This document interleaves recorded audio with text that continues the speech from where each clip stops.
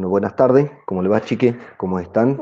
Hoy vemos, como habíamos comentado en la clase anterior, la parte política agraria, ¿no? Les recuerdo un poco las tres estructuras o los tres pilares teóricos que tiene esta materia, o los tres pilares, sí, las partes que hay que entender. Uno que es la economía agraria, cómo funciona, los condicionantes de la economía agraria, el Estado, el mercado, las distintas instituciones de la sociedad civil que en tensión con el Estado y el mercado terminan definiendo cómo funciona la economía agraria, ¿no? La otra pata de la materia, el otro pilar es plan de negocio para empresas agrícolas, que esa ya les he dado la teoría al principio, y la tercera pata es políticas agrarias. Bueno, política agraria ya cuando entré al tema de estructura agraria del mundo y estructura agraria de Argentina y de Jujuy, cuando entramos a todos esos temas, ya íbamos metiendo todo el debate de política agraria en todo eso, ¿no?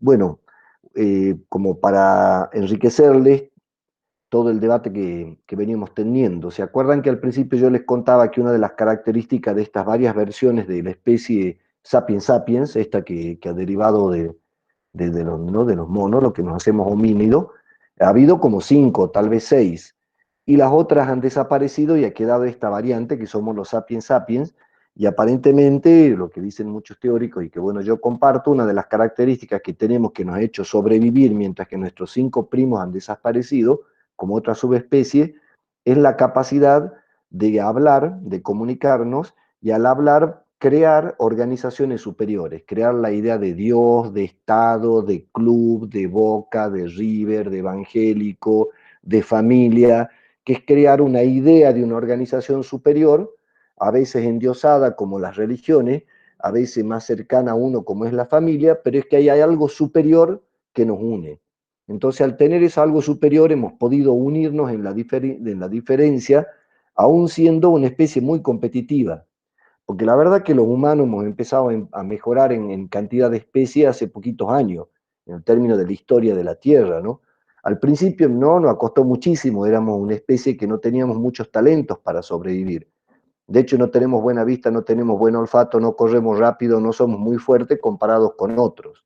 Lo que nos ha caracterizado es esto, de que poder trabajar en banda, en grandes cantidades, también lo hacen las ovejas y las abejas y las hormigas, pero nosotros podemos actuar de acuerdo a un plan que hemos diseñado. Bueno, no sabemos si la oveja las abejas y las hormigas hacen lo mismo, pero esa característica nuestra de poder crear una idea de algo superior nos dice, bueno, somos todos argentinos, nos tenemos que aguantar todo acá adentro. Somos todos peronistas, nos tenemos que aguantar todo acá adentro. Somos todos de tal familia, nos tenemos que aguantar acá adentro. Y la invocación a esa idea superior es lo que nos mantiene unidos, pero en conflicto permanente. Entonces el lenguaje se caracteriza por crear estas instituciones superiores y como el pertenecer en la familia nos vivimos rozando y si pertenecemos en la facultad nos vivimos codeando por el poder y si lo que institución que pertenezcamos, ahí hay competencia por poder, hay diferencias en la forma de pensar y ser que generan conflictos. Y aguantamos los conflictos invocando a la institución superior. En esa característica que tenemos los sapiens, yo le decía, hace más de 30.000 años ya se ha descubierto en la antropología la existencia de la idea de algo superior, ¿no? De un león mezclado con un ser humano o algo que está superior que une. ¿No? Usted, todas las películas de épocas que ven del pasado, siempre hay una idea de un dios o un grupo de dioses, o un estado, o una bandera, o una religión, o el honor por el grupo, ¿no? Siempre hay el grupo que mataron a alguien de mi familia, siempre invocar lo superior constituye el grupo. En ese proceso, hace 10.000 o 12.000 años, pasamos de nómades a sedentarios, no todos, una parte de la humanidad. Todavía incluso hay partes, por ejemplo, en el Amazonas, en Mongolia, en el África, que siguen siendo nómades, donde queda naturaleza más salvaje. O sea que empezamos a pasar de nómades a sedentarios en un proceso largo que nos llevó casi 9.000 años, ¿no? Un poquito más. 10.000 años que nos fuimos quedando quietos. Cuando nos quedamos quietos, esto que yo les contaba, se crea la idea de ciudad, de pertenecer a un territorio. A ese territorio le ponemos la idea de país o de reino o de, no sé, cómo se llame, shogun, depende de cada cultura, y que la pertenencia a ese reino y ese reino le ponemos la idea de algo superior. La capacidad de crear instituciones superiores lo hacemos cuando pasamos a nómade. Y ahí creamos una institución superior que es la idea del Estado. esto que era para defenderse de los nómadas en un principio, después era para cuidarnos adentro, y después se va creciendo y los mismos soldados que eran los que había contratado empiezan a tomar ese poder que le cedemos los ciudadanos y empieza un choque entre el Estado y el mercado que se va poniendo más poderoso en el 900, ¿no? Y se pone fuerte cuando cae la monarquía, digamos en 1789, en la Revolución Francesa, y en el 800 hay todo ese debate y en el 900 estas dos instituciones que hemos creado, Estado y mercado, con distinta lógica, con distinta función, que esa función también va cambiando y se va mejorando, en el año 50 se entienden que o este, se toman como blanco y negro. Es lo que se llamó la Guerra Fría, ¿no? Entonces se tiene la idea de que son dos instituciones enfrentadas, porque, bueno, algunos países se hacen comunistas y otros se hacen liberales. La realidad lo que pasó es que lo que apostaron al liberalismo puro, como Estados Unidos e Inglaterra, terminaron con muchísimo Estado interviniendo, ahora vamos a ver, y los que apostaron a Estado puro sin mercado se terminaron disolviendo porque no produjeron riqueza. Entonces, esto que no produjeron riqueza, ni eran competitivos ni agresivos, y esto que eran demasiado agresivos, no distribuyen la riqueza, dañan el medio ambiente, no generan trabajo, al final el puro mercado metió Estado y el puro Estado metió mercado, como el Partido Comunista Chino. Entonces, estas dos instituciones que el siglo pasado eran enemigas íntimas, que no lo eran antes, que de hecho nacieron juntas, hoy vuelven a estar mezcladas en casi todo lo que vemos del comportamiento de las políticas agrarias, que es el tema de hoy, ¿no? Entonces, básicamente, política agraria es esa encuentro entre las empresas agrícolas y todo lo que hace a la producción agraria, no solo a la empresa y en sí mismo, y el Estado. ¿Qué hace el Estado con la producción agraria? ¿Qué hace hacia adentro del país? ¿Qué hace hacia afuera del país? ¿Qué hace como una piel de país que decide qué deja entrar y qué deja salir? ¿Cuánto invierte dentro del país? ¿Qué plan tiene de desarrollo rural para su país? Y empieza la relación de entre Estado y mercado, enriquecidas con la participación de la sociedad civil. Sociedad Rural Argentina, Federación Agraria Argentina, CRA, CREA, bueno, acá en Jujuy tenemos Red Puna, Movimiento Pucará, está la Rural Argentina, hay algo de Federación Agraria, hay comunidades indígenas, bueno, que son organizaciones de productores juntados por algún motivo que inciden en el Estado o inciden en el mercado. Los dos grandes jugadores son el Estado y el mercado, que bueno, esto que le decía, puritos están en los libros. O sea que política agraria en el mundo hoy hacen casi todos los países. Incluso lo que uno piensa que en el siglo pasado estaban totalmente enamorados del mercado y que el Estado tenía que ser el mínimo, digamos. Poquita plata de pagarle de impuestos, no, que no cobrar nada de impuestos y que la prosperidad de los empresarios sin pagar impuestos iba a generar empleo y va a ser una sociedad equitativa con los factores y los recursos de la producción equitativamente distribuidos, ¿no? Bueno, esas ideas, cuando uno le saca la pasión o el enamoramiento del puro librito, del Estado puro, de la comunidad pura, o el librito de puro mercado, ha visto que como las personas que se enamoran de ideas, si uno le saca el amor a las ideas y ve los datos, nos damos cuenta que en el mundo, en las políticas agrarias, que la intervención del Estado en el mercado, esta relación entre mercado y Estado, son muy potentes, ¿no? Le voy a compartir ahora la presentación de PowerPoint, que se las he mandado esta mañana o a la tarde, no me acuerdo cuándo.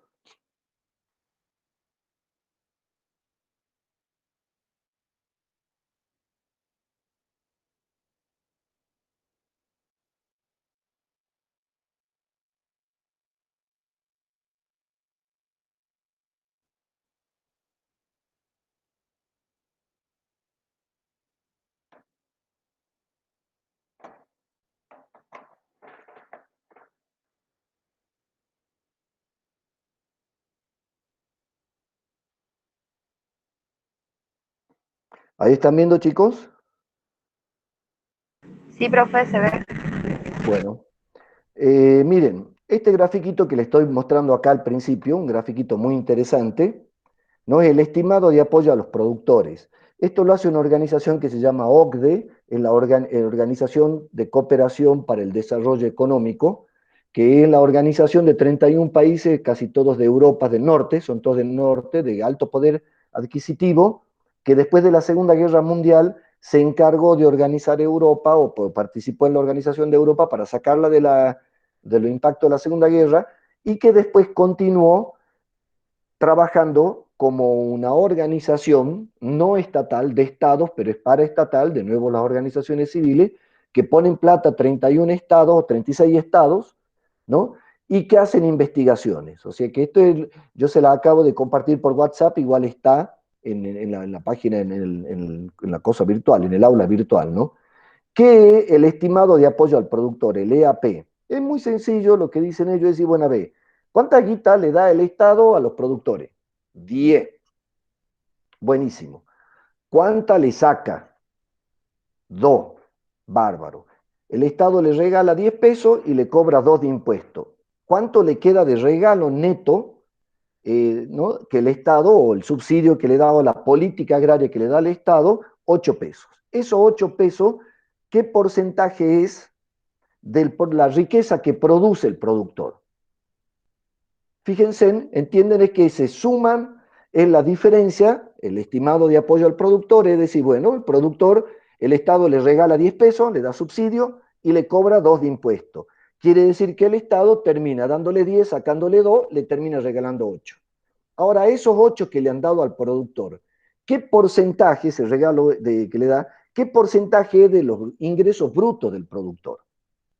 Fíjense, en Finlandia, que el cuadrito celeste, lo que le regala al Estado, habiéndole restado los impuestos, es más de la mitad de los ingresos brutos de los productores y del sector en general, casi el 60%.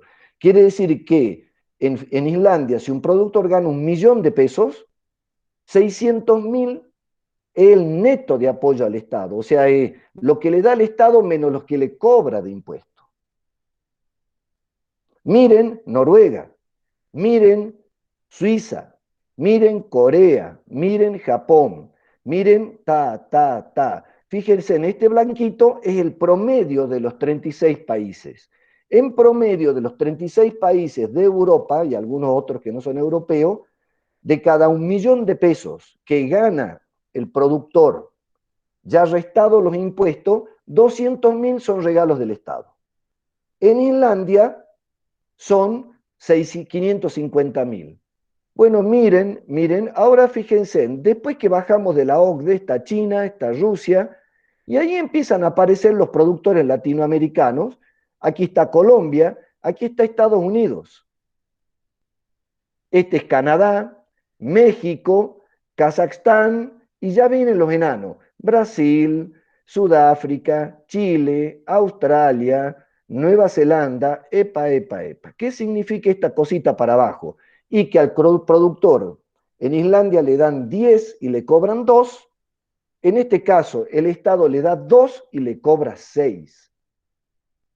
O sea que son países donde del Estado no recibe nada, al revés pone. Y fíjense en dónde está Argentina, ¿no? El último quiere decir que si a cada productor argentino o al sistema o a la suma de todos los productores, a lo que ganan los productores por año, le sumamos lo que le da el Estado y le restamos lo que le da el Estado y bueno, 15% está para abajo. Cuando la OCDE está 15% para arriba. O sea, de cada 1.000.000 de pesos, 150.000 le ha regalado el Estado, mientras acá, 1.000.000 de pesos, 150.000 le ha restado el Estado. O sea, ha ganado 1.150.000 menos ese 15. Esto para demostrarle esto que les decía. Y política agraria está en todo el mundo. Y uno dice, ¿qué tiene que ver la política agraria con la calidad de vida? Porque puede ser un país que proteja mucho o sea, que el Estado le da mucho en distintas formas, ¿no? Créditos subsidiados, subsidios directos, ya vamos a ver la forma de subsidio. Me ha gustado comparar ese dato, donde está, fíjense, Finlandia, Noruega, Suiza, con este dato.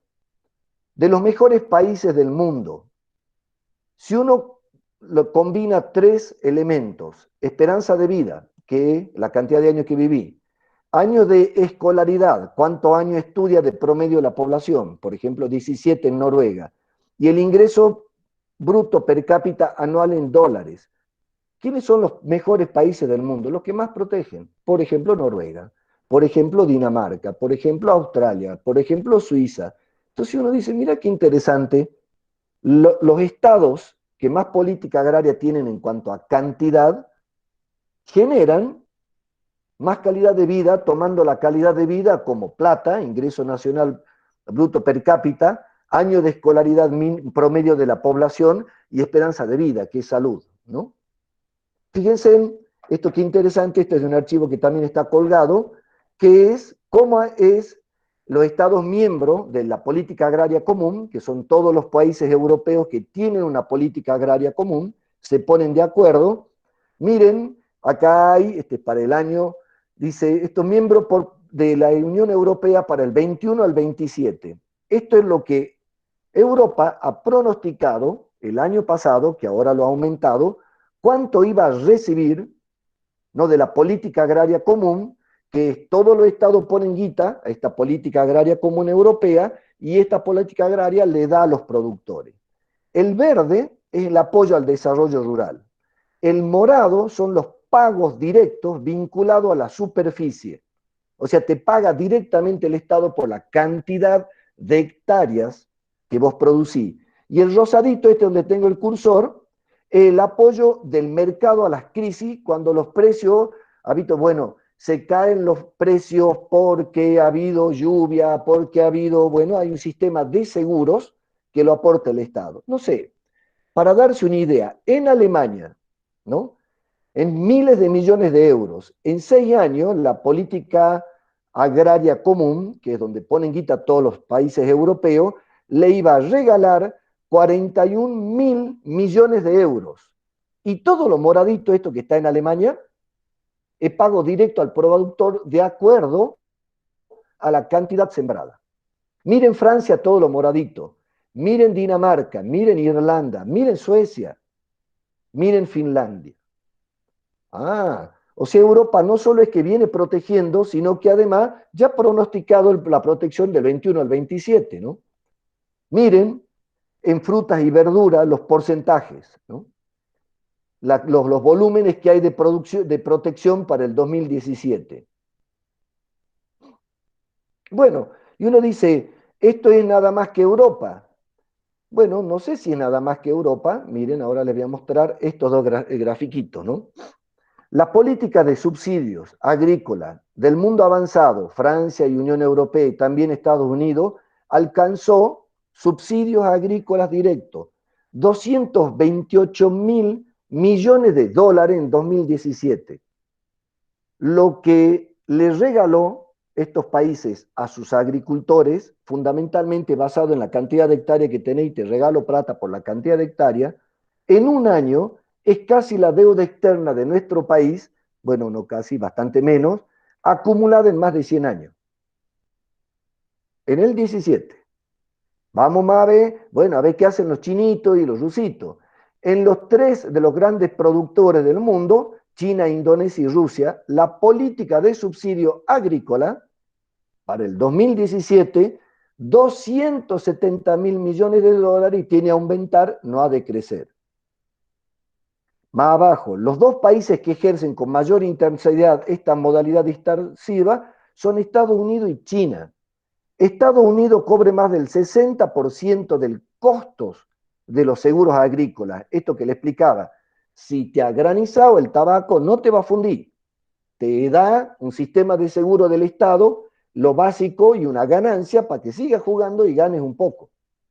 Bueno, Estados Unidos y China son los campeones de los seguros, de cubrirle los seguros a los productores para que no tengan años malos, ¿no? Y uno dice, bueno, ¿y esto aquí terminó? No solo terminó, ahora vino la pandemia. Esto todo es antes de la pandemia, chicos, son datos del 17 y el 19. Bueno, yo curioso, estos datos los saqué de dos fuentes, uno es de, creo, de Clarín, otro de Página 12, y ahora lo que me metí en la página de la OCDE. Digo, bueno, a ver, ¿cómo estamos ahora después de la pandemia con los europeos protegiendo el agro? Bueno, voy a tratar de mostrar la protección del agro europeo. Y le bajé esta página web, ¿no?, que es Política Agraria. ¿Cuál es el objetivo? Que esto está en la página web de la OCDE. El objetivo es mantener la seguridad alimentaria, sigue siendo mantener la seguridad alimentaria, una de las prioridades de la Comisión Europea. ¿Qué está diciendo? A mí lo que me importa es yo depender de mi comida, estar seguro que pase lo que pase, mis ciudadanos no se van a morir de hambre y que el Estado va a garantizarse que no se va a morir de hambre. La soberanía alimentaria también discute, está bien, el Estado dice que no se va a morir de hambre, la soberanía dice, bueno, ¿de quién son las empresas? ¿Quién produce? ¿Quién te garantiza que no nos vamos a morir de hambre? ¿Una sola multinacional de, no sé, un fideicomiso o muchos pequeños productores?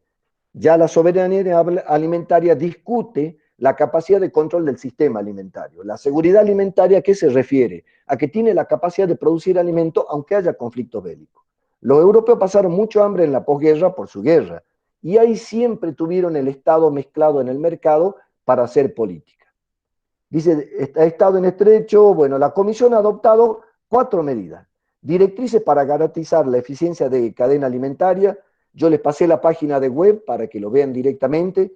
Medidas de apoyo directo a los agricultores y a las zonas rurales. Medidas excepcionales de apoyo al mercado. Simplificación de las PAC, de las políticas agrarias comunes y aumento de las medidas de flexibilidad. Estas son de circulación interna. Bueno, yo he querido mostrarles primero esta. La cantidad de euros, fíjense en la de la derecha, flexibilización en el uso de instrumentos financieros, los agricultores y otros beneficiarios rurales podrán beneficiarse de préstamos o garantía para sufragar los gastos de exploración por un importe máximo de 200.000 euros. Tipo de interés, cero. Plata para el desarrollo rural, aumento de los anticipos de pago, o sea, hay crédito cero. Después tienen medidas que tienen que ver, fíjense, ayuda al almacenamiento privado, te dan plata para que estabilicen los mercados, porque bueno, hay veces que te sobra la comida, hay veces que te falta la comida, entonces el mantenimiento de todas las cosas que se pasan, especialmente la carne, los lácteos, te ayuda a mantenerlo el Estado hasta que el precio sea mejor. No hay normas de competencia en la UE, se cierra Estados Unidos, protege su comida y no deja de entrar a la otra. O sea, hacen una serie de programas, no se los voy a profundizar, pero están en esta página y ahí van dando los datos donde distribuyen miles de millones de dólares directo a los productores. Directo a los productores, ¿no? Algo similar, a ver qué le he puesto acá. Fíjense, pueden darle o regalarle, ¿no? Bueno, ahora vamos, esto que les voy a mostrar ahora.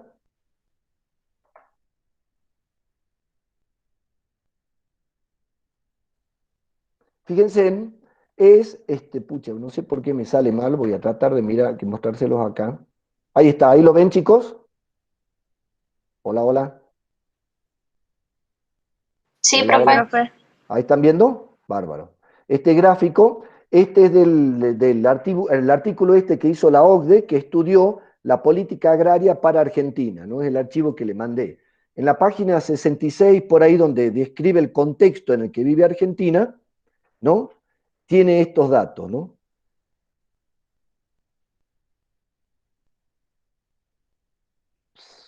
Y este de acá, pucha. Vamos a ver si lo encuentro. No, no los bajé. El problema es que se ve muy poco clarito los periodos de la Argentina. Lo voy a sacar de acá, ténganme paciencia un segundito, que copié la pantalla y la pegué en el PowerPoint, pero no se ve exactamente lo que les quiero mostrar. Se lo muestro directo acá con esta pantalla. No sé dónde están ustedes, pero acá hace un calor.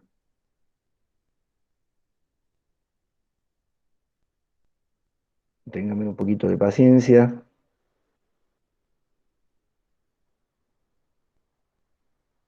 Ahí está.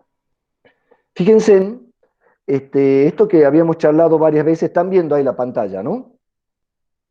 A ver si le estoy compartiendo bien. Sí, profe, se ve. Perfecto. Fíjense, principales desarrollos en las políticas agrícolas argentinas. ¿Se acuerdan que yo les había dado toda una historia de evolución de nuestra agro vinculada a nuestra economía y nuestra política? Y como les decía que nosotros, un grupo, le cierra más una idea de una economía liberal con poco Estado. Yo les explicaba cuál es mi idea de por qué a un grupo de este país le cierra poco Estado y a un grupo que quiere Estado, ¿no? Siendo que el mercado puro ha tenido sus complicaciones y el Estado puro ha tenido sus complicaciones y tal vez estos se compensen entre sí. Miren, nosotros entre 1860 y 1932, con la generación del 80, con la idea del liberalismo inglés, tenemos una economía abierta. ¿Cuáles eran las medidas clave? Era bajo aranceles de importación e impuesto a las exportaciones, altos niveles de inversión de los que vienen de afuera y promoción de la producción de materia prima. Ahí viene una crisis del enamoramiento del Estado, la primera crisis, la que se da en Estados Unidos especialmente en el 30, y empieza a meterse el Estado para regular el mercado. Y ya del 33 al 40 tenemos una economía abierta, pero ya entramos a hacer política. ¿Qué entramos a hacer? A ver, pongamos precio bajo, ¿viste? Bajemos los precios desde el Estado, hagamos control de precios. Ya en el 35 había los aranceles de importación que hoy se llaman las retenciones, ya había medidas de estabilización de precios, precios de apoyo, políticas públicas de reserva, controles de mercado cambiario. En el 36 había lo mismo que ahora. Y ahí se crean las juntas nacionales de carnes y de cereales, la organización que van los productores, el sindicato y el Estado, y todos los que participan de la cadena de carne o de cereales para discutir cuánto va de precio para cada uno del lado de la cadena. En el 41, después de la Segunda Guerra Mundial, el mundo empieza, porque para reconstruir los estados, después del 45 en la guerra, se empiezan a cerrar. Ya con el inicio de la guerra, los estados, en las guerras, los estados hacen el esfuerzo y hay empresas que ganan mucha plata, ¿no? Pero los estados crecen en la guerra porque estás defendiendo tu país. Entonces se cierra Europa y esa onda de estado céntrico keynesiano llega a nuestro país. Y ahí empezamos de nuevo una economía cerrada. De 1860 a 1932 abierta, del 33 al 40 ahí llega la onda cerrada y de control del Estado y le metemos algo. En el 40 viene todo el impacto del keynesianismo, que aquí esa parte de intervención del Estado lo toma mucho el peronismo. Y ahí empezamos. Ahí se crea el INTA, la facultad, crea Federación Agraria, bueno, Federación Agraria es del siglo anterior. Intervenciones, miren, intervenciones de precios en los principales productos agrícolas, impuesto a la exportación en el comercio agrícola, se lo pone, se lo saca, se lo pone, se lo saca. Fertilizante, bueno, investigación, aumento del presupuesto en las universidades, creación de las facultades de agraria en todo el país, creación del INTA. Pasado el tiempo, en los 70 empieza a flaquear China, especialmente China, se mueve Mao en mediados de los 70, y en los 80 Rusia se cae. Entonces, todos países que habían dicho, nosotros vamos a ser comunistas, el Estado al centro, el mercado casi nada, se caen. Cuando se caen, se pasa la onda mundial del Estado al centro y se empiezan a abrir las economías en todo el mundo. Y empieza un proceso de intento de apertura que va del 71 al 90. Pero fíjense, acá lo que dice, continúan los impuestos a las exportaciones sobre productos agrícolas y un alto sesgo anticomercio. O sea, las retenciones le hemos tenido en el 30, le hemos sacado en el 40 un poquito, le hemos dejado en el 70. O sea, el Estado poderoso que armamos en las dos guerras, especialmente en esta etapa, en la del 45 al 70, empieza a desarmarse en el 71 y el 90 como intentos de abrir la economía, esa parte es la de Alfonsín. Se arma el Mercosur, que es una unión aduanera imperfecta, o sea, pautamos hacia afuera un arancel común, y los aranceles entre países se discuten producto por producto. Un dolor de cabeza, hay miles de protocolos por producto, por eso es una unión aduanera, pero imperfecta, porque hay un acuerdo común externo, pero cada uno también hace su arreglo ahí adentro, ¿no? Cada sector. Se intenta abrir hasta que llegan los 90. Bueno, ahí viene Zunga, vendemos todo lo que, los bienes del Estado, ¿no? Nos endeudamos, abrimos economía bien, desmantelamiento de las instituciones públicas, fijación de precios, reducción de los aranceles de importación y exportación, acuerdos de libre comercio, reducción de barreras al comercio, privatización y desregulación de los mercados, reducción hasta casi desaparición de la universidad pública, desmantelamiento del INTA, desmantelamiento, bueno, empezar a hablar del empresario rural, del empresario agrícola, meter la idea de nuevo del mercado en el campo. Eso dura del 91 al 2000. Entonces el entusiasmo del libre mercado, ¿qué pasa? Tiene crisis este sector entusiasta del libre mercado, produce lo que producen casi todos los liberalismos, gente excluida, el rico más rico, el del medio se molesta porque aquel se va para arriba, el pobre siente que nunca va a llegar para arriba, busca algún líder, un partido político que exprese ese desagrado en la exclusión que producen los mercados. Últimamente, además, produce desagrado en el trato al medio ambiente, no solo lo que a las personas. Entonces hay críticas y se vuelve al Estado tratando de compensar los desequilibrios que produce la economía de mercado con la promesa que ya va a venir, hay luz al final del túnel. Menem decían, estamos mal, pero vamos bien, ya va a pasar, ¿no? Hay que esperar que pase la tormenta. Y Macri decía, hay luz al fin del túnel, el primer semestre, el segundo, el tercero. Bueno, siempre proponían, y que Keynes, un economista de posguerra, que le decían, miren, ¿cuándo va a andar bien el mercado? En un debate con tal White que tenía que era liberal, le decía, en el largo plazo, y Keynes le dice, sabe que es muy buena la idea de que el mercado dentro de 20 años, si seguimos así, va a andar bien, pero vamos a estar todo muerto. Entonces, claro, ¿y de qué vamos a vivir mientras que el mercado funciona, ¿no? Entonces, este debate que el Estado le critica cosas al mercado y el mercado al Estado, los empresarios al Estado, toma más fuerza de nuevo la economía cerrada hasta el 2015. En el 2015, ¡bum!, volvemos a los 90. Nada más que los 90 fue peronista y el 2016 fue radical pro. Bueno, interesante, ¿no? Cómo los movimientos de creer más en el Estado, creer menos en el Estado, que vienen con mucho viento de afuera, acá permea los partidos, ¿no?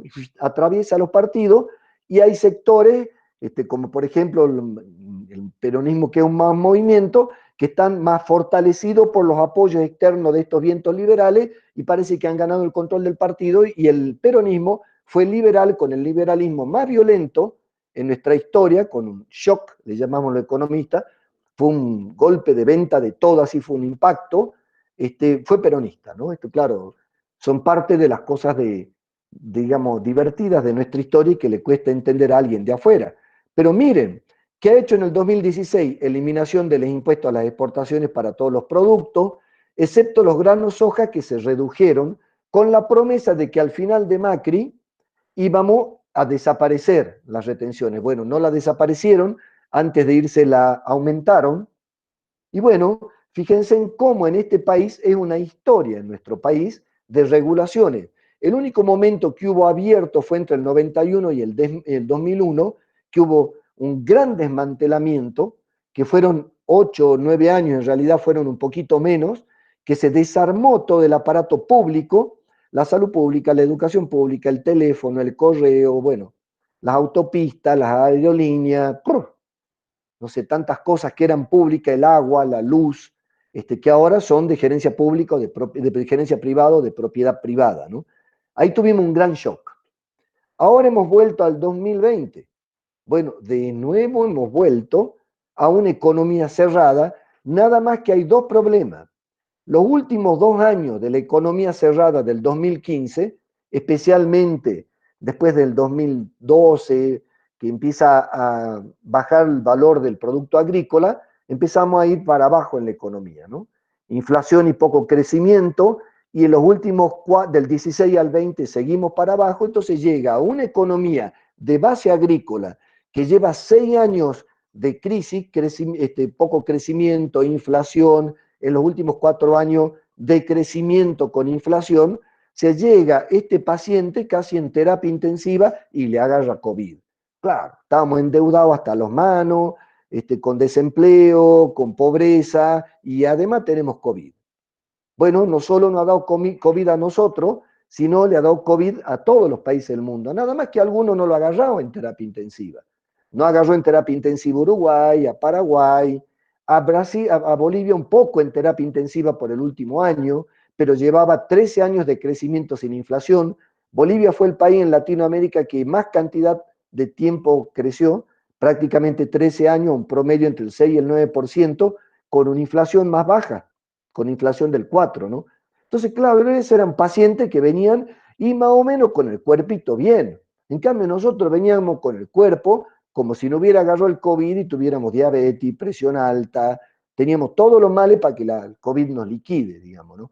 Entonces, Argentina llega de nuevo una propuesta de economía cerrada de manos del peronismo, que fue aperturista en el 90, en el siglo pasado, con una propuesta claramente de nuevo del centro, del Estado al centro, tal vez menos agresiva con las empresas, grandes empresas que son productoras, las controladoras del comercio, las vendedoras de insumos, con el complejo agrícola y agroindustrial argentina, tal vez con una postura menos agresiva hacia esas empresas, pero sí pro agricultura familiar, pro trabajar con el tema de tierras, créditos, subsidios, bueno, todas cosas que las vamos a ver con más claridad, creo yo, el año que viene, después que el paciente, bueno, ¿qué pasó con este paciente de COVID? Y bueno, viste, estamos con el mal del COVID, pero por lo menos ya hemos arreglado la deuda, las otras cosas, bueno, la van piloteando, ¿no? Todavía estamos menos mal, por lo menos el tema de la deuda, pero el resto está como está. El dólar se escapaba, más o menos lo han podido controlar esta semana. O sea, van viendo el paciente día a día. Pero la idea que expresa el gobierno actual es de una economía cerrada, o mejor dicho, una economía abierta con regulaciones. O sea que tiende una idea parecida al del 33 y a los 40, o si no en este proceso que hubo de transición del 71 al 90, un poco y un poco. ¿No? Hasta ahora está dando una idea de una economía abierta, regulada, acordada y con protección al sistema agrícola familiar, a los pequeños productores y con agregado de valor, ¿no? Estamos hasta ahí, chicos. Bueno, ahora retomo. Yo les quería mostrar este dato interesante, así como en este, fíjense, le di año a año cómo ha ido modificándose la economía agraria de este país, cómo ha ido impactando, muy interesante. Este cuadrito creo que está en la página 72, no me acuerdo exactamente de este informe de la OCDE que le acabo de pasar de WhatsApp y que está cargado ya en la aula virtual. Claro, uno dice, este país ha oscilado. Sin embargo, cuando uno ve la proyección entre 1990 y 2018, fíjense que acá arriba dice trigo, a ver, lo voy a poner más abajo que está el gráfico solo. Fíjense, proyección de 1980 hasta 2017. ¿Sí? ¿Cómo ha ido creciendo la producción de los cultivos? Desde 1980 hasta 2016 hemos tenido periodos proteccionistas, liberales, semiproteccionistas, totalmente liberales y bien cerrados, como fue la etapa kirchnerista, o bien abierto, como fue la etapa liberal. Lo más interesante de esto es que la soja creció, ¿no? Con algunos altibajos, sin importar el modelo de país y el nivel de retenciones o no. Si los dejó solo el gobierno o les cobró muchas retenciones, la soja, de abajito del maíz, creció sin importar mucho las políticas agrarias. ¿Qué puede leer uno como economista? Que era tan bueno el precio que aunque te cobre mucho el Estado, igual da para seguir y crecer, para seguir poniendo más. Porque si en algún momento no fuera negocio la soja, porque el Estado, como hemos visto, retiene más de lo que da, ¿no? Claro, ¿cuál es? Usted dice, pero profe, parece liberal. ¿Qué dice el liberal? Yo no quiero que me retenga y no quiero que me dé. ¿Qué hacen los europeos? Retienen poco y dan mucho. Acá retienen mucho y dan poco, ¿no? Es como que está invertida. La relación, un liberal no quiere ni que le retengan ni que dé el Estado. Los europeos que dicen, retienen y dan más de lo que retienen. Entonces dice, ¿cómo puede ser, profe, que le den más guita al agro de lo que le retienen? Bueno, lo sacan de la industria. Sus fuentes de generación de dólares y de recursos, de la manera del país que sea o de euros, es la industria. Generan riqueza con la tecnología más moderna. El agro es la primera tecnología, la industria es la segunda o la tercera, como quieran, y la cuarta, las TICs, ¿no? Las de la tecnología de la información y de la comunicación. En eso son competitivos, juntan guita, sacan guita de las empresas que tienen explotando los recursos naturales al sur del Ecuador, ¡plum!, se los regalan a los agricultores, ¿no? Fíjense en cómo la soja, a pesar de todas las retenciones que ha tenido en Argentina, incluso la más agresiva, en esta etapa, fíjense entre el 2012 y el 16, igual ha crecido la producción agrícola. ¿Qué significa? Y este cuadrito de acá, el de abajo, es la reducción del comercio. Entonces vos decís, ¿sabes qué? Bueno, es verdad, no sé, que cobran, no cobran, que es mucho o poco, obviamente da ganancias, si no, no seguiría la producción. Y ahora, bueno, no tiene que ver con la clase de hoy, sino tiene que ver con la clase que le vamos a dar con Daniel, ¿no? Para ir al debate de qué vamos a hacer con los cerdos, y ese debate también lo vamos a hacer, bueno, de alguna manera va a ser parte de la evaluación. Es que ahora viene ya subido casi el doble el maíz y ha subido la soja ha llegado a los máximos históricos de los últimos 4 años, el maíz de los últimos 6 años, por la alta demanda de maíz y de soja que va a producir en nuestro país especialmente el golpe de viento de cola que va a ser el desarrollo de los cerdos, ¿no? Básicamente que a China se le murieron el 40% de los cerdos con una peste porcina africana, que es un virus que parece que va a tardar entre 6 a 10 años, algunos dicen 8, otros 10, otros más, hasta que pueda recuperar su capacidad productiva. O sea que hay un horizonte de 6 años o más de que China va a demandar cerdo porque es parte de su consumo cultural. Bueno, ¿qué políticas agrarias vamos a utilizar? ¿Para dónde? ¿Va a ser libre mercado? ¿Va a ser una de estas? ¿Vamos a ir a una economía abierta? ¿No? O se los muestro acá. Vamos a ir a una economía abierta, vamos a usar este tipo de política agraria, vamos a usar este tipo, para reactivar nuestros pequeños productores de la pandemia. Va a haber política agraria, la política agraria va a ser de economía abierta. Lo que están haciendo casi todos los países del mundo es cerrarse en aquellas cosas que son débiles y fortalecen su mercado local. Bueno, ya lo expliqué, lo vuelvo a explicar. Piensen en la economía como un baldecito de agua, la economía nuestra, ¿no? El mercado local que le llaman los economistas, donde da vuelta la guita, y donde da vuelta la guita, y bueno, el panadero, el carpintero, el Estado que cobren impuestos, los sueldos del empleo público, el sueldo del empleado, y da vuelta todo ahí. Claro, y después vendés cosas afuera. Le voy a dar el ejemplo de Venezuela. ¿Qué vende Venezuela para afuera? Petróleo, buenísimo. ¿Qué produce adentro Venezuela? Nada. Entonces, vende petróleo, entra un montón de guita al baldecito de la economía local. Pero bueno, ¿cómo se mueve ahí adentro? Bueno, quiero comprar azúcar, papel higiénico. No, acá no hay. Tenemos que traer de afuera. Ah, la plata se va. Entonces entra un montón de plata del petróleo, pero como no hay economía local, todo lo que necesitan los venezolanos lo cobran de afuera y no reactivan su economía local. La economía local es cuando vos traes la plata de la soja o del petróleo y querés ir a comprar un celular, un papel higiénico, un jabón, lo compras en una empresa nacional y la plata da vuelta acá adentro y después sale un poquito. Cuando más produce adentro, menos sale para afuera porque compras las cosas que se producen en tu país y no los de afuera. Eso en el siglo pasado se llamaba inversión por sustitución de importación. Easy, ¿no? Un invento de un argentino que se llamaba Raúl Previs, que ha estado en un organismo, parte de la organización de los Estados Americanos, que se llamaba Preval. Muy interesante. Es uno de los el único teórico en economía de Argentina que se estudia en los posgrados afuera. Yo estudié acá, contador, y me lo hicieron estudiar en España.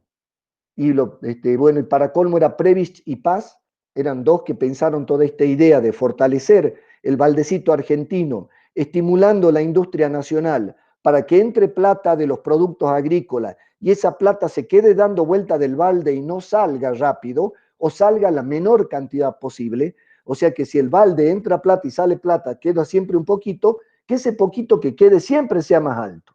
Y tratemos de que entre más que salga, que la balanza comercial sea superavitaria. Entra más en una manguera que sale de la otra manguera, ¿no? Esa idea la crea Previch y Paz. Y Raúl Paz era de San Pedro, mire, de San Pedro de Jujuy. Yo voy a estudiar a España, Europa, y me dicen, ¿usted no lo conoce a Paz? Pedro Paz, pero no Raúl Paz. No, la verdad que no me enteré. De acá, de Jujuy. Y fueron los economistas que se estudian afuera de Argentina que crearon esta idea en medio del siglo. Exportemos lo que nos convenga, pero hagamos que da la guita acá en el baldecito. ¿Y cómo hacemos? Y hacer rastrojera, no compré Toyota. Bueno, hagámoslo, ¿no? Y hace Torino, no compré todo Mercedes-Benz. También tenés platita, no que venga y salga rápido, que quede acá dando vuelta. ¿no? Una de las cosas que hace dar vuelta a la economía es la obra pública y la obra privada, ¿no? Porque necesita madera, metal, plástico, plomero, albañil, corralón, ripio, cemento, hierro, cal, entonces eso hace andar muchas rueditas dentro de la economía local, ¿no?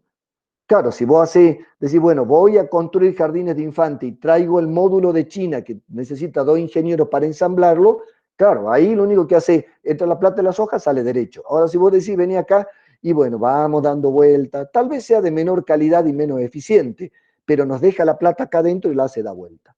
Bueno, hoy en el mundo, tanto Europa como Estados Unidos, como China o como Rusia, como no saben qué va a pasar con el mundo con el COVID y con la guerra ya no sé si fría o caliente, pero claramente económica y política entre China y Estados Unidos, todos los países están tratando de producir muchas cosas adentro y de cuidar aquellas cosas que afuera van a ser muy caras o no la van a conseguir.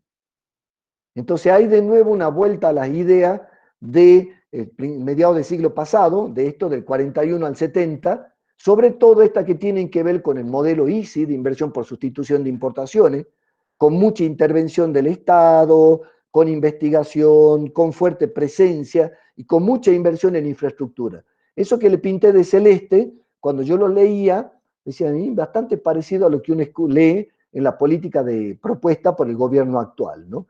Es parecido a esta con algunas cosas parecidas en esta, ¿no? Como los precios bajos, ¿no? Los precios mínimos o los precios cuidados, como altos aranceles de importación, parece que vamos a una mezclita, ¿no? Entre estos dos periodos, ¿no? Entre el del 41 al 70 y del 2002 al 2015.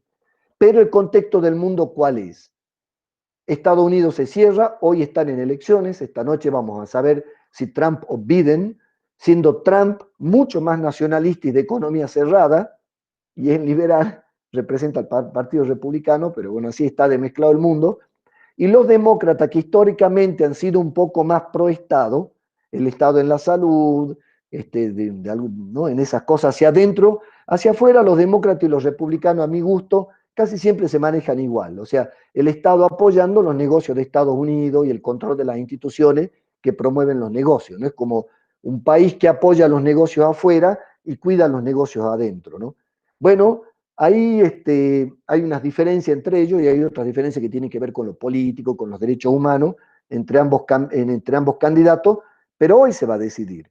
Pero ambos candidatos ya han hablado, sus economistas, de recomponer el mercado interno, de recuperar, han visto la cantidad de plata que les he mostrado, que le va a regalar el Estado básicamente a la comida. Ninguno de los países de estos que tienen plata gorditos del Ecuador para arriba está descuidando su agro. Porque, bueno, una de las cosas que nos ha enseñado la pandemia es lo que dicen como es la economía esencial. ¿Qué es lo esencial? Y lo esencial es comer, es curarse, es comunicarse y educarse. Hemos mostrado que, bueno, las otras economías, por ejemplo, el turismo, la diversión, el juego, las armas, la guerra, no son esenciales. O sea, los seres humanos podemos vivir sin guerra, podemos vivir sin casinos y sin timba financiera, podemos vivir sin turismo, podemos vivir sin aerolínea, podemos vivir sin alta moda, sin alta costura, sin perfume, todo lo suntuario ha caído. Lo que no podemos hacer es dejar de comer, curarnos, comunicarnos y educarnos. Esas cuatro cosas, todos los países están dicho, bueno, mira hermano, comunicarnos entre nosotros con el mundo es esencial, comer todos nosotros es esencial, curarnos es esencial y educarnos es esencial. Y en esos cuatro pilares de esta economía esencial post pandemia, está habiendo una cantidad tan impactante de políticas agropecuarias y de políticas de cuidado en general que hacen que dejan que funcione el mercado, pero lo regulan, cuidan, y en cada vez que en todas esas negociaciones, de acuerdo, bueno, China con Estados Unidos tenían libre mercado, yo te compré esto, me vende eso, este cierra un poquito, aquel cierra un poquito, y estamos cerrando el libre mercado que creció desde los noventas, ¿no? Desde cuando cae la URSS y cuando cae China, que empieza a hacerse un mundo más global, más interconectado, esas interconexiones, estos acuerdos de compra-venta, se van reduciendo. Estados Unidos le dice a la Unión Europea, no te voy a comprar caño sin costura, ah, bueno, entonces yo no te voy a comprar, no sé, limones, ¿no? Y se van renegociando, entonces hay un libre mercado renegociando, que se te van negociando producto por producto, donde se ve cuál es la necesidad del país, ¿no? A ver qué necesitas vos del otro y qué tan importante. Y ahí sí hay una noticia importante, la de la economía esencial. Y lo que aprendió el mundo es que no podemos dejar de comer, podemos no cambiar el celular un año, el auto, no sé, la campera, lo que no podemos parar todos los días de comer, ¿no? Entonces, el alimento se ha valorizado y casi todos los países están con políticas agrarias muy fuertes, ¿no? Yo la verdad que decía, bueno, a ver, ¿cuáles son las políticas agrarias actuales y cuál es la proyección? A mí como economista no me da, les diría, el saber, la capacidad, la potencia teórica y tal vez la creatividad. Me imagino algunas cosas para decir cuáles van a ser las políticas agrarias del mundo los próximos años. Porque bueno, además tampoco sabemos, salvo China, que parece que ha controlado definitivamente el coronavirus y que es el primer país que ha reactivado nuestro principal comprador de comida, ¿no? Así que nos va a arrastrar China, aunque nosotros no reactivemos porque nuestro agroexportador no ha parado, nuestro agroproductor de comida para nosotros, que son básicamente los pequeños productores de Argentina, tampoco ha parado. Entonces ya la arrancada de China es que aumenta la demanda de comida y específicamente la demanda de cerdos. Va a aumentar China, ¿no? Entonces fíjense que en este contexto de todos países liberales, como Estados Unidos e Inglaterra, que se hacen proteccionistas, países como China, con un Estado poderosísimo controlado por el Partido Comunista Chino, que no hay elecciones, promueve el libre mercado con un mercado donde 7 de cada 10 empresas son del Estado chino. Es como manda esta empresa a competir, pero son propiedad del Estado chino, ¿no? Como por ejemplo acá nosotros tenemos 3 grandes compradores de granos en nuestro país que acopian, ¿no? Broker, juntan soja y la mandan para afuera, son los que guardan ahí, tienen espalda, son grandotes. Bueno, europeo, norteamericano y chino. Y el comprador chino de acá, que se compró otras empresas que llamaban Nider y Singenta, no le cambia el nombre, sigue comprando lo mismo, pero lo que hace es lleva platita para el Estado chino y compite, ¿no? O sea que, bueno, el Estado chino tiene empresas insertas en el mundo agrario, como es Argentina, que son grandes vendedores de insumos y grandes compradores de soja para el Estado comprarle a nuestros privados y exportársela a ellos mismos. Entonces promueven el libre mercado con empresas estatales altamente competitivas y si le va mal, el Estado le mete nafta por el costadito. O sea que son empresas que no quiebran, que no corren mucho riesgo de mercado y si corren riesgo de mercado, el Estado las ayuda, ¿no? Que es la crítica que le hacía Estados Unidos antes de Trump. Estos hacen trampas, son empresas públicas subsidiadas por el Estado, con lo cual son más competitivas con las empresas privadas que no tienen subsidio público, ¿no? O empresas públicas subsidiadas por el Estado o empresas privadas subsidiadas regalándole plata por el costado del Estado al privado, que lo hacían competitivo, lo llama dumping y vendían bajo el costo, ¿no? Bueno, eso que era en el siglo pasado, hoy Estados Unidos es cerrado y China propone la apertura. Bueno, está en un mundo difícil de predecir y de promover, ¿no? Entonces Argentina tiene que expresarse ahora en este contexto con este paciente, como le explicaba, que tiene 6 años de terapia intensiva y que ahora por lo menos tiene un problema menos que se llama deuda externa y veremos si tiene un problema menos que se llama que el dólar blue se dispare y asuste a algunos. Bueno, vamos a ver cómo sigue y qué se hace con este paciente. Ahora sí, ¿cuál es la onda en el mundo? Y bueno, aunque esto no le guste a los enamorados del libre mercado, ¿no? Que bueno, hay gente, como le decía, que se quedó enamorada de esa idea y hay gente que más enamorada de la idea del Estado, lo que está salvando el mundo hoy son los estados, ¿no? En el caso de Jujuy, fíjense, yo les decía, yo tenía la idea de que acá había 162.000 IFE, ingreso familiar extraordinario, ¿no? Ingreso a la familia. Bueno, hay 183.000. Claro, ¿de dónde está saliendo la plata? Emisión del Estado. Hemos ampliado la base monetaria, la cantidad de billetes, en un 71%, ¿no? O sea, el Estado está salvando a Jujuy de que 183.000 personas tienen un plus en la casa, que lo combinarán con otros ingresos, públicos, privados, combinaciones de público y privado, para que la pobreza no impacte tanto. Las ATP, la ayuda al trabajo y la producción, que es un mínimo le pague el Estado a los empleados, especialmente de las pymes y de las que, bueno, tienen esas características afectadas por la que no son las actividades esenciales, como por ejemplo el turismo, ¿no? Quiere decir que el Estado le está regalando plata a todas las empresas. Bueno, tienen que estar en blanco, tienen que ser pyme.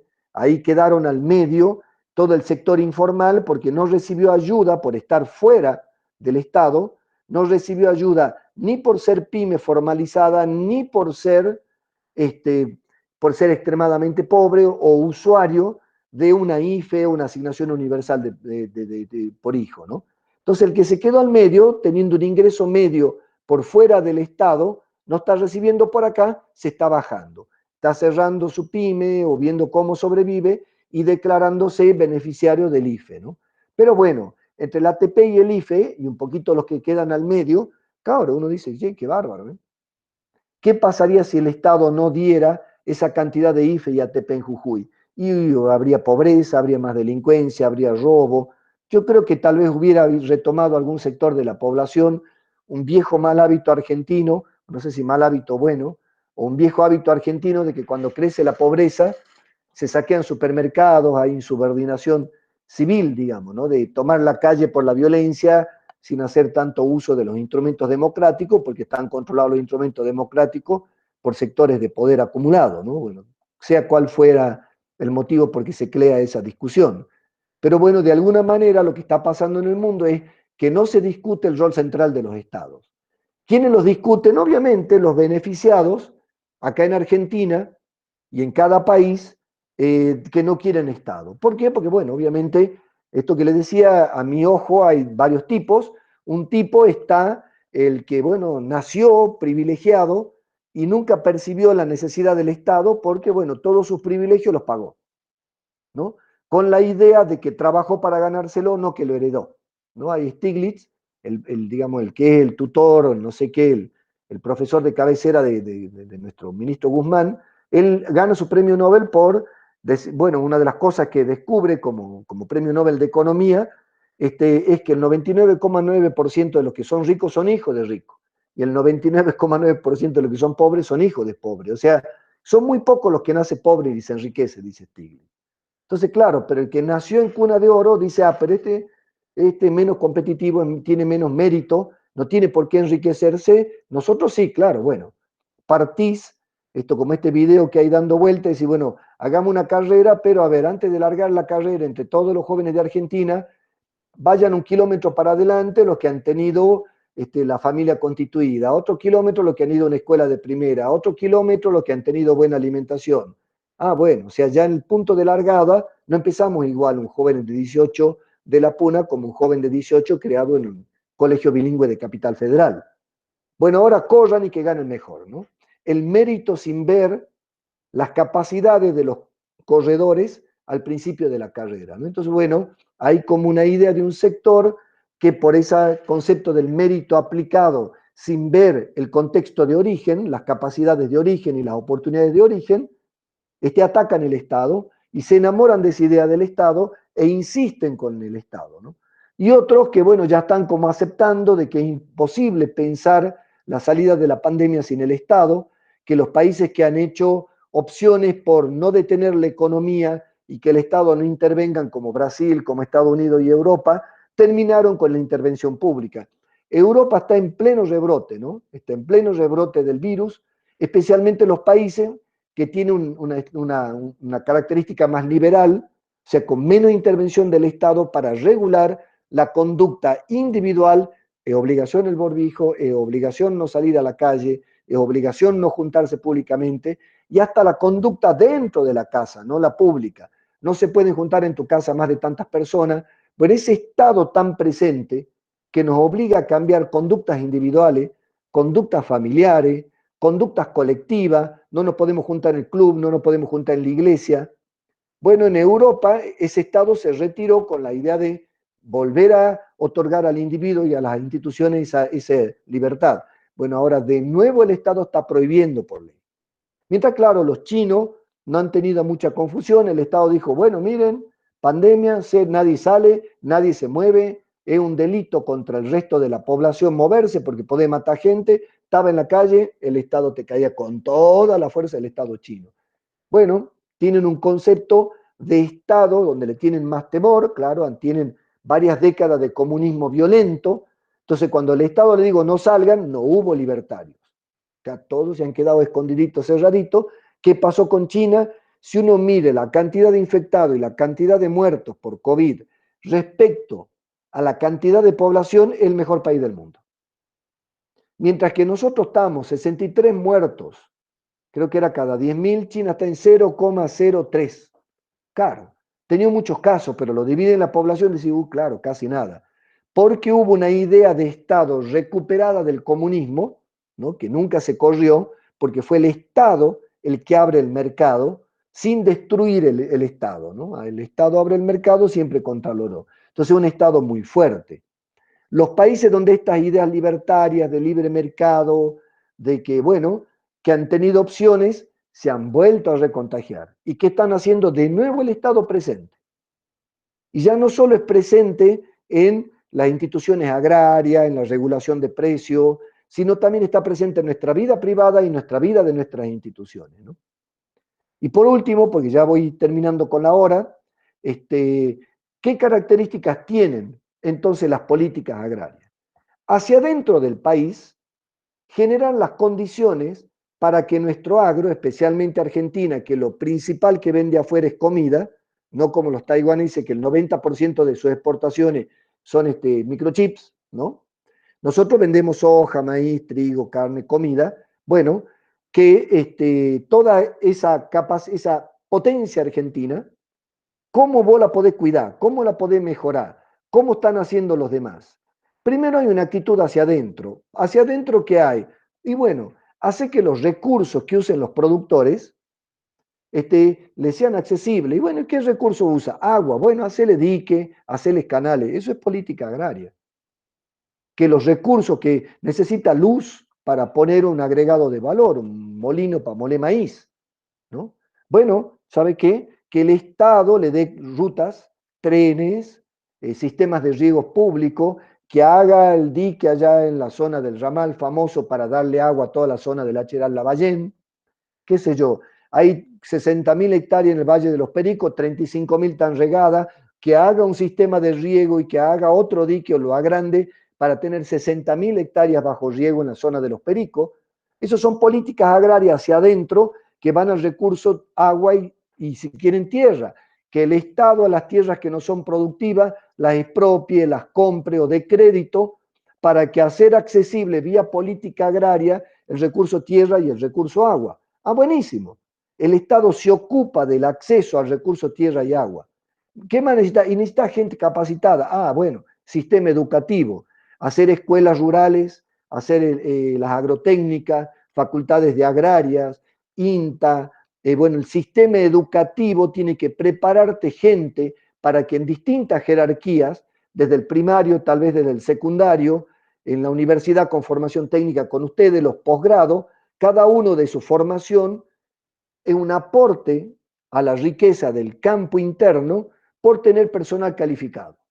No es lo mismo que la persona que trabaja en el campo, el peón, póngale, tenga primario, secundario, tenga una tecnicatura de 3 años de estudios de grado en formación de, no sé, cría de chanchos. No es lo mismo ese recurso humano, al tener capacitación, aumenta su productividad. Así decimos los economistas. Y bueno, una persona formada vale 50 y una persona poco formada vale 10, porque su saber hace ganar más plata al sistema. Entonces, cuando más formado el recurso humano, más competitivo es el agro. Es la estrategia de Europa, ¿no? Pum, pum, pum, formemos, formemos, formemos, ¿no? Casi todos los países que apuestan a la formación de los recursos humanos terminan teniendo una economía competitiva, porque ¿cómo armar la economía? Tierra, agua, bueno, energía, ¿no? Los recursos básicos, la gente, los recursos humanos y la guita. Bueno, entonces le demos subsidio, le demos crédito, hagamos línea de crédito para pequeños productores, sistemas de subsidio. Ah, entonces vemos que para cuidar el agro hacia adentro, de la piel de nuestro país hacia adentro, y vos podés trabajar en todos los recursos. en el agua, en la tierra, el acceso a la tierra, el acceso al agua, el acceso a la energía, el combustible, los transportes. ¿Va a haber tren o no va a haber tren? Para que nuestra soja sacada acá en la zona de Salta, Jujuy, bueno, Chaco, tenga competitividad en el costo del transporte, que es altísimo, respecto del rosarino, que está a 20 kilómetros del puerto. ¿Se va a hacer el tren? Eso también es política agraria. La capacitación, desde un principio, la educación sistemática y pública, que es obligatoria en primaria y secundaria en este país, también tiene que incorporar la mirada de política agraria. Vamos a formar gente para el escritorio, vamos a formar gente para el campo. Bueno, ¿cuál es tu mayor ventaja competitiva en el mundo? El campo. Y bueno, no sé, si querés formar gente para el escritorio, pero la verdad que lo que da guita en nuestra casa grande, que es el país, el campo, la minería un poco, y algo de industria, la industria automotriz que exporta a Brasil. Y bueno, entre esos tres, y un poco de pesca y petróleo, obviamente, entre eso hacen todo lo que sale para afuera. Pero acá el grandote, el campo. No, bueno, entonces, ¿qué vamos a hacer con el campo? Vamos a hacer, bueno, y después la definición hacia adentro de todas estas ventajas que el Estado puede dar en los distintos recursos, gente, plata, infraestructura, tierra, agua, los accesos, las leyes de acceso a la tierra, al agua, al arrendamiento, son todas cosas que puede intervenir. Y bueno, y también está en el Estado decir, che, y todas estas ventajas que el Estado le va a dar a los productores a través de estas políticas agrarias en cualquiera de estos sectores, ¿para quién va a ir? ¿Para el grande?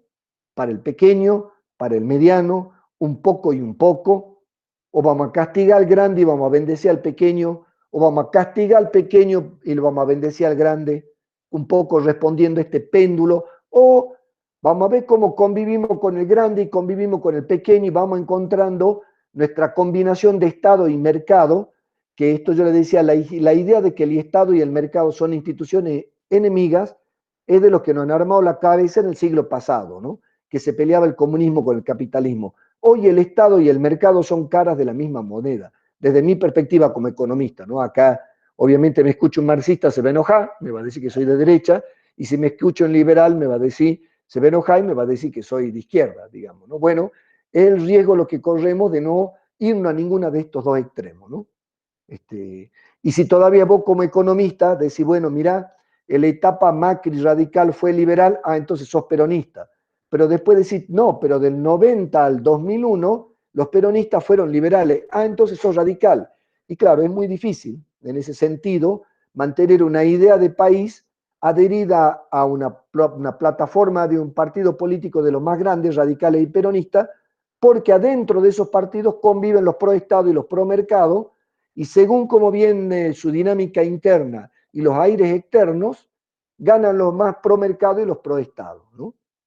Entonces, bueno, cuando llegan los pro mercado, todas estas ventajas o las eliminan, porque para darle estas ventajas tenés que cobrar impuestos, o se la dan a los grandes con la idea de que si hay una política agraria que apuesta al grande, el grande es más competitivo en el mundo por su eficiencia, por su escala, y ese grande va a distribuir riqueza en el territorio o con las ideas que se llamaban de trickle down, de chorreo, de derrame, como es decir, vos dale a la copa más rica, ¿no? Y metele líquido, con tal va a chorrear.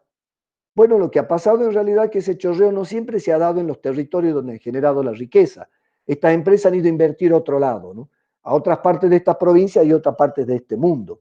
Entonces después está la idea, no, seguirle apostando al grande, que por responsabilidad social, que fue la propuesta del gobierno anterior, o sea, por ser un empresario consciente, bueno y responsable, voy a aportar al país mientras que yo me enriquezco, ¿no? O la otra idea es, le demos al chiquitito y lo castiguemos al grande.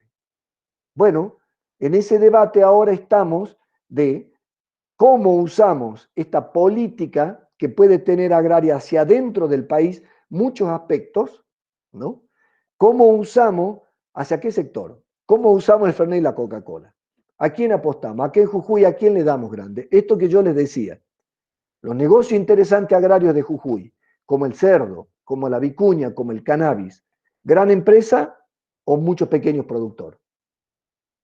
¿A quién vamos a apostar como Estado que regala, cuida y promueve la vicuña, la vitivinicultura la de gran demanda de cerdos de China, el cannabis de la zona del Ramal. ¿A quién? ¿Gran empresa? Bueno, hay gente, bueno, el Estado jujeño ha traído una gran empresa de Norteamérica para hacer eso, no, se lo hizo con empresarios locales. Bueno, es una definición de política agraria que el Estado busca un inversor externo para que desarrolle el cannabis, tiene la misma idea con la vitivinicultura y pasa. Bueno, es una política agraria pro mercado y pro inversor externo. Puede haber una política agraria, la misma, que es meterse hacia adentro del país pro pequeño productor. O sea, puede haber una política agraria pro grande y puede ser una política agraria pro pequeño. Estos dos ejemplos son claritos, sobre todo el cannabis. Decir, bueno, a ver, ¿quién lo han hecho? ¿Mucho pequeño productor? No. Un gran productor asociado con el Estado de Estados Unidos. Ah, bueno, entendido. Hay una política agraria, el Estado se mezcla con una empresa, se asocia, pero con una gran empresa, no con muchas pequeñas empresitas, y de afuera. Claramente una política agraria, con, bueno, Estado interventor, pero eligiendo a quién ayudar, a quién apostar adentro. Entonces están todas las políticas agrarias que son de la piel, de la tranquera de nuestro país para adentro. Después hay una política agraria que tiene que ver con el alambrado de nuestro país. No piensen en el país que tiene un alambrado o una piel. Che, ¿a quién dejamos salir de este país? Y le cobramos para salir la 125. ¿A quién dejamos entrar? Le cobramos para entrar. Es como una tranquera que tenemos que decir, ¿quién vamos a dejar entrar y quién vamos a dejar salir? Y vamos a dejar entrar esto, pero vamos a dejar entrar unas cuantas vaquitas. ¿Y cuántas vaquitas vamos a dejar salir? A ver, ¿cuántas criamos en Argentina? 10. ¿Cuánto consumimos nosotros? 3. Bueno, 3 vamos a dejar acá adentro y otras 7 vamos a dejar salir. O las vamos a dejar salir a las 10 y vamos a pagar el asado igual que vale en Suecia. Bueno, entonces esa tranquera es el derecho de los estados de decidir qué entra y qué sale. Bueno, también hay políticas agrarias que tienen que ver con la tranquerita, ¿no? Y con el alambrado, quién pasa y quién no. Quién pasa de afuera hacia adentro y de adentro hacia afuera, ¿no? Hay políticas agrarias que tienen que ver con el alambrado y la tranquera, ¿no? Y después hay políticas agrarias que tienen que ver con la plata. Bueno, la tonelada de soja, póngale en que hoy no me acuerdo los valores, pero póngale en que vale $300. Ajá, vale $300. De afuera te pagan $300.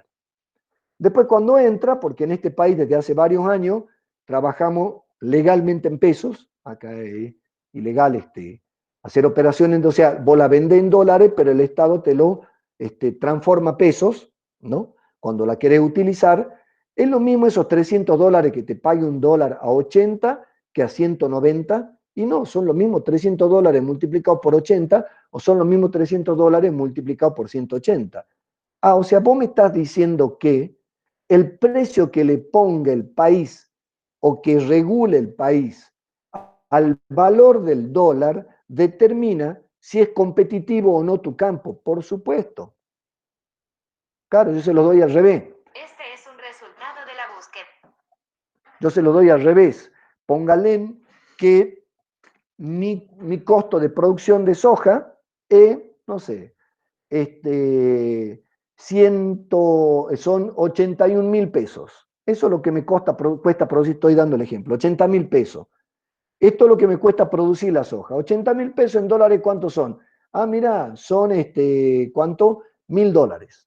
O sea que a mí producir una tonelada o 5 toneladas me cuesta 80.000 pesos, que son $1.000.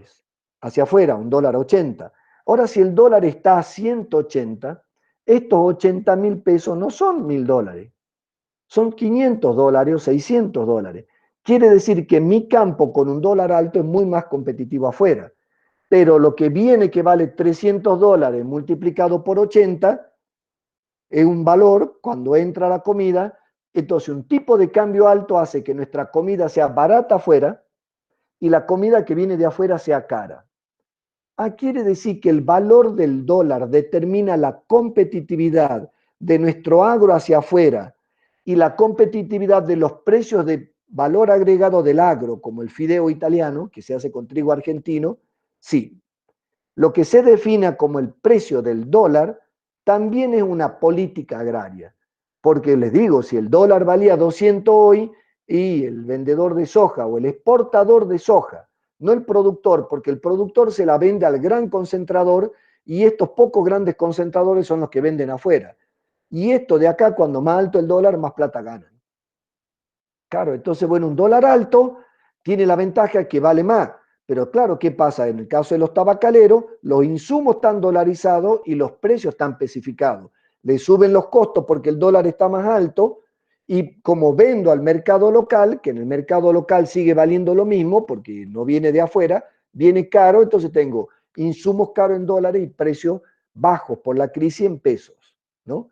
Entonces, claro, vendo el tomate barato porque, bueno, no tengo competencia de afuera porque llega caro, porque el tipo de cambio está alto.